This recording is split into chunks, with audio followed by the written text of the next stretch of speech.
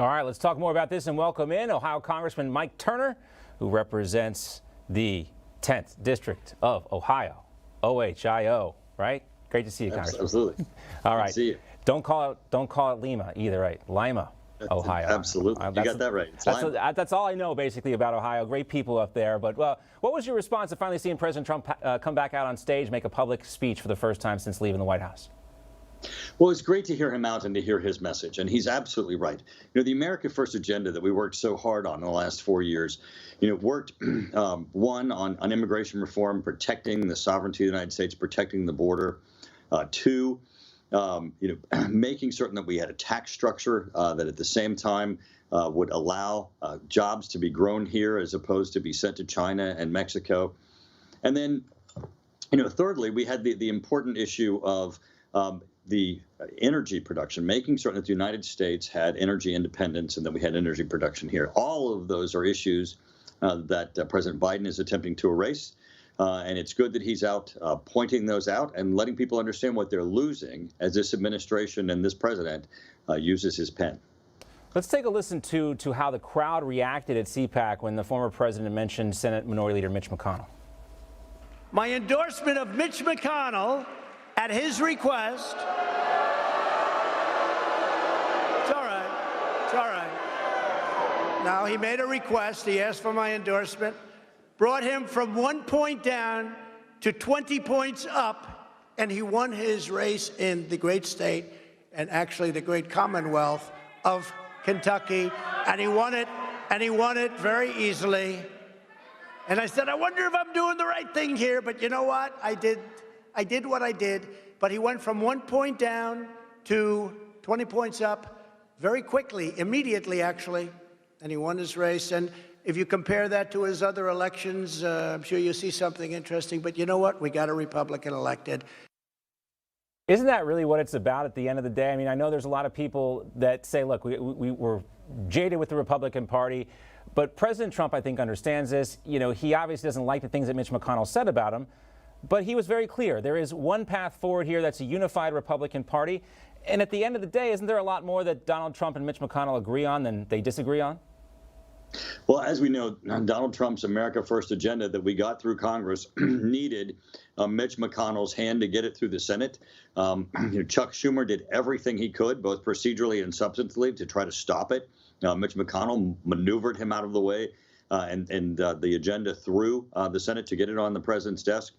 But more importantly was the president's message. He not just the crowd's reaction, but the president's message was unity.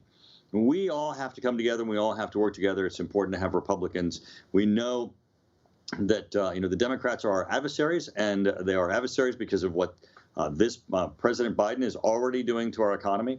And we need to make certain that we beat them. And we can't beat them if we're beating each other. We need one party and one unified party. Let's also take a look at former President Trump talking about this third party idea. He called it fake news. We're not starting new parties. They kept saying, he's going to start a brand new party. We have the Republican Party. It's going to unite and be stronger than ever before. I am not starting a new party.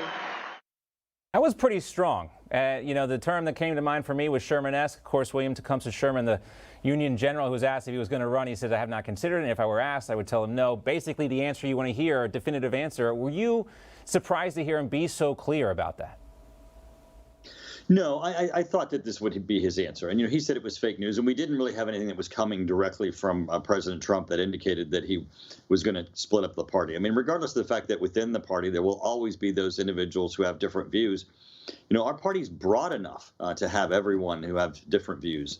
The goal, though, the core values of America First, making certain we move the economy forward, energy independence, making certain that we have integrity of the sovereignty of our border, that immigration issues are decided by Congress and legislation and not by the stroke of a pen of a president deciding who gets in and who does not get in.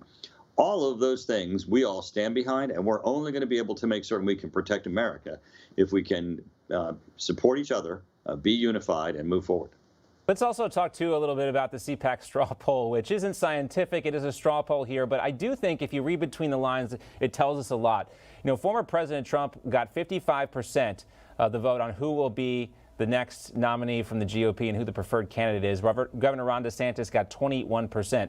But also, when you looked at who they trust, President Trump got like 97%. And who was the leader of the Republican Party? It was actually up closer to 70%. So I think what this shows us is that the CPAC attendees know a couple of things, that President Trump is the leader of the Republican Party right now, and 2024 is a long way from here to then. Well, there's 2 points of this I think are incredibly important for us to embrace. And the first is that the values, the policy issues that were pursued by the President Trump administration are core values of the Republican Party, right. And we need to make certain that we're continuing to try to implement those to protect America for the future. The second is, and you heard him say it right before you turned to my interview, and that is, he's not even a declared candidate yet. He's got to decide this for himself. He's going to play a strong role. Great that he made this speech today, because the values, those issues that the Trump administration stood for and that we fought so hard, especially in Congress over the last 4 years, to get across the line and on his desk, are at risk. And we need to make certain that we fight for them, and that as we look to the future elections, we try to put people in place who we know are going to put America first, not China first, not Mexico first. Yeah, and just to underscore that point, 97% of the attendees approved of the leadership of President Trump in the Republican Party. Also, 70% want him to run again, and he's obviously a very popular guy. Let's turn our attention, Congressman, to this COVID relief bill. The Biden bill may cost $36 million in cuts to Medicare and other federal programs. How can they be cutting things when this is the fattest bill? It's a boondoggle. Yeah, absolutely. This shouldn't even be called a COVID bill. I mean, less than 10% of the overall expenditures in this bill actually go to even COVID-related items. Even the amount that goes to schools is, well below 10%. We need to be getting schools open. We need to get kids back into the school, into the classroom. That's where learning happens. And these kids are losing, that connectivity to their studies, to their teachers, to their future. This bill was about, government paying government and payoffs from progressive to progressives. And it's unfortunate. We're going to have to pay the bill for this.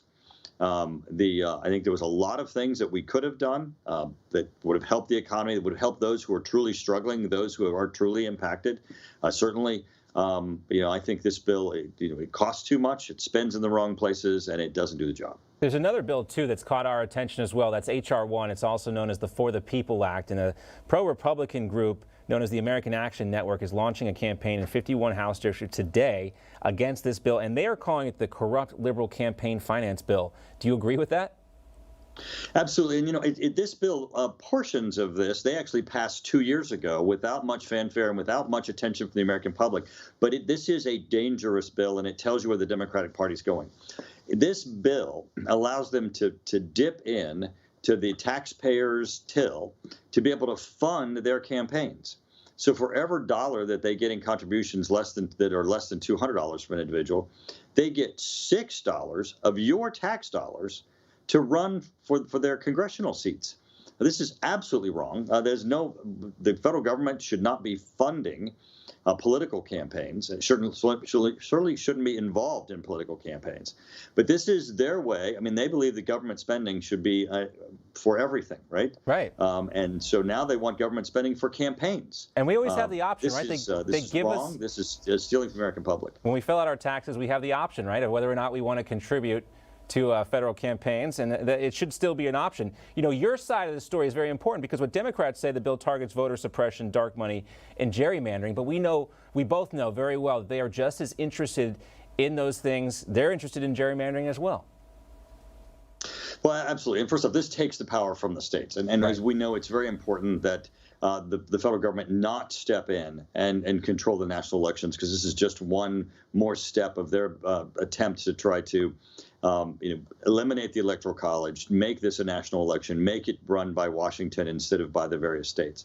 But on this, campaign finance, 6-1, literally, if someone gives them $1, they're going to go into the IRS and have them give them 6 to match it. This is corrupt. Congressman Mike Turner, thanks so much for your time. We'll see you soon. Thank you.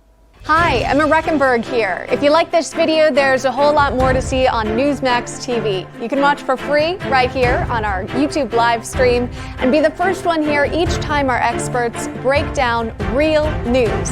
Just hit that subscribe button, ring the bell icon, and stay with us on America's fastest growing cable news channel, Newsmax TV.